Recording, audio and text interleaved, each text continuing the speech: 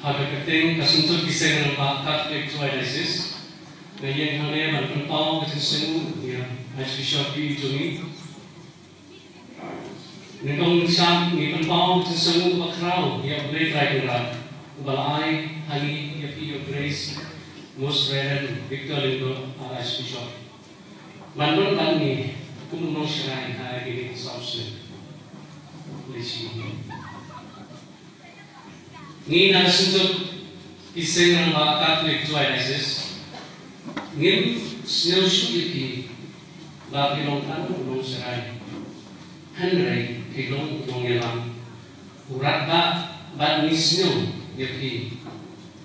ba pilong kum ba ubaya senang rengkan berkatan kasingon suki katuslo ini kirang ba kamtam aba niyu yang sunung ba ha suki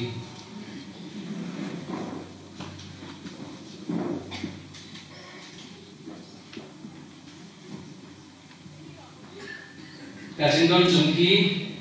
kapuslo ini kiramba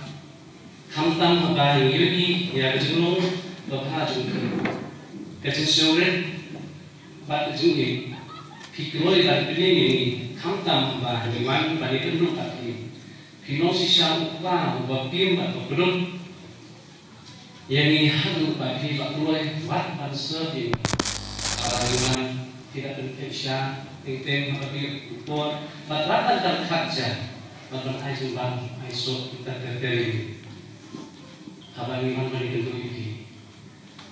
kasih pada sini terlalu mesin batu semer joki kan impres ini sisa hati dan muncul kumta ni baru nisnya jan loi bang ya dong lang bagi nisnya hiban yang rentak bagi balong tapi balong tiga tinggi bat kerja ni kum dikun rang ba hanu han ko kita har sausi ne jengkemen hakayo ne ko nukum ba juni kijin keren ba jeku kana suna joki entah halu ta sing hari sing yesen ngin ke mau berbori ki pasu kena ba penukot supaya dia mau iso sorong bahwa update ini por bakindir bakilang penting pendet ya sebenarnya dari pastoral bakilang kan resmi jadi di mana kabar itu bagi usul di mana bersenyap usul bagi gereja lagi bagi keluar sisi berkat pun beri betul namun nilainya Henry dikum tak pun motto things in all things are possible with God. Gospel Matthew chapter 9.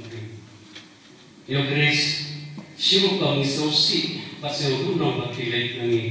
lakum berbuka bagi kemonstran. Isis subjene. Andai hal cukup apa? Misosorong bagi layu pada long unong serai bahkan hati kumu Archbishop tu ni metropolitan Archbishop tu di Isis. Kumbaci om ba tam sorka kedai promotion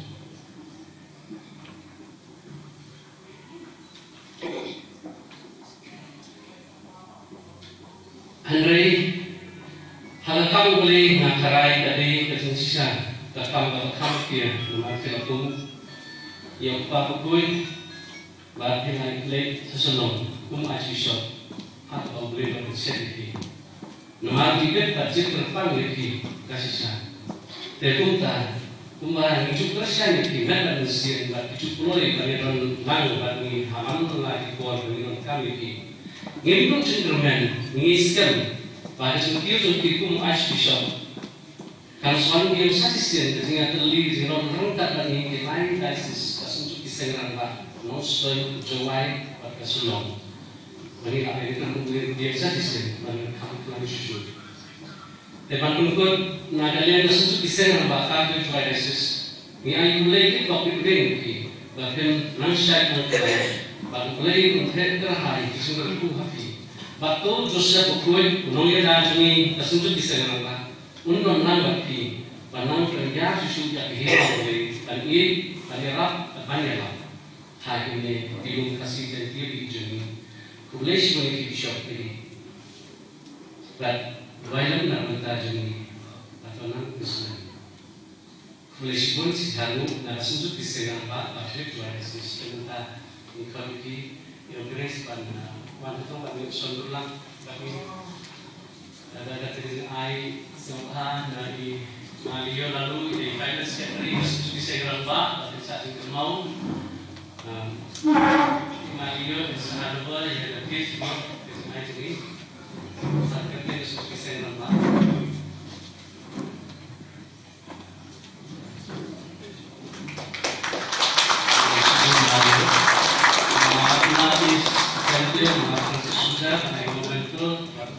Di sekitar region ini, ai tidak membentuk sebagai bagian ulang istimewa karena semua ini seluruh risiko.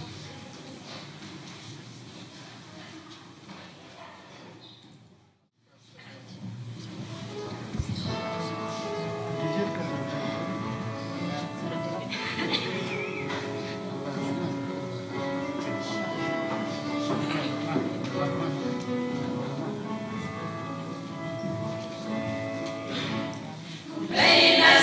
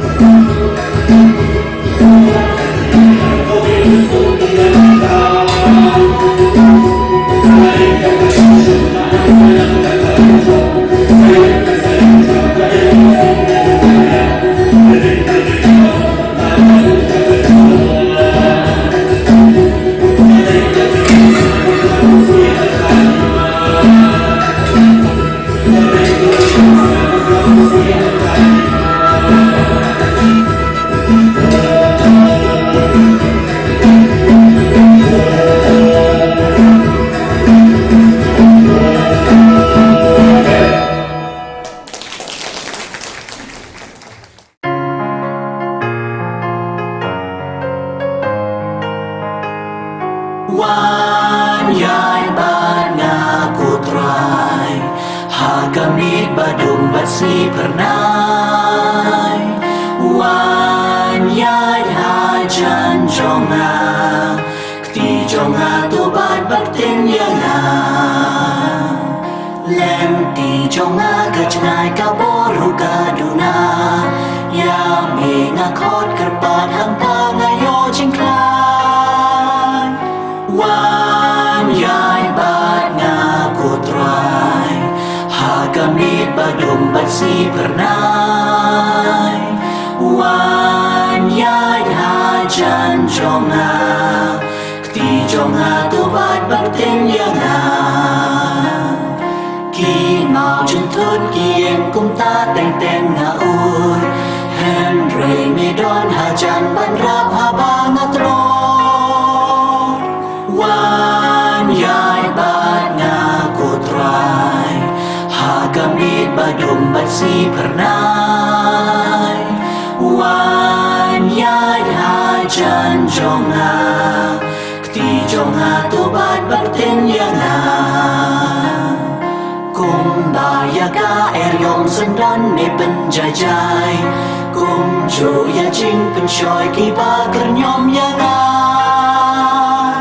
Wan yai bat nga kutrai Hagamit badum batsi pernai Wan yai hajan jonga Kti jonga tu bat batin yanga Ai bor yanga ban wen yul o baga dom niu ya ga do nu jonga bat ya jing mu jing khan wan yai bat nga kutrai hagamit badum batsi pernai wan yai hajan jonga kti jonga tu bat batin yanga Kung ba nila pen ko yaki bat ko madla Kung taya nga pen klein habang as ngau dola Wan yai bat nga kutrai hagamit badum batsi pernai Wan yai hajan jonga kti jonga tu bat batin yanga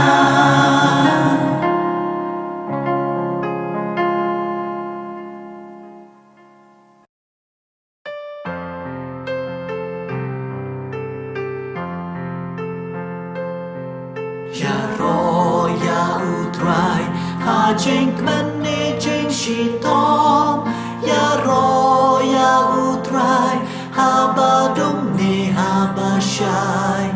ya ro ya utrai ha jing mane jing shitom ya ro ya utrai ba utrai ulong ken rat bat yangi chukle na utrai ngim na ban pet ha udon dut gila ba utrai ulong ken rat bat yangi chukle na utrai ngim na ban pet ha udon dut gila Shakri ya utrai ha jing mane jing shitom Shakri ya utrai ha badum ne ha bashai Shakri ya utrai ha jing mane jing shitom Shakri ya utrai ba utrai ulong ken rat bat yangi chukle na utrai ngim na ban pet ha udon lut gila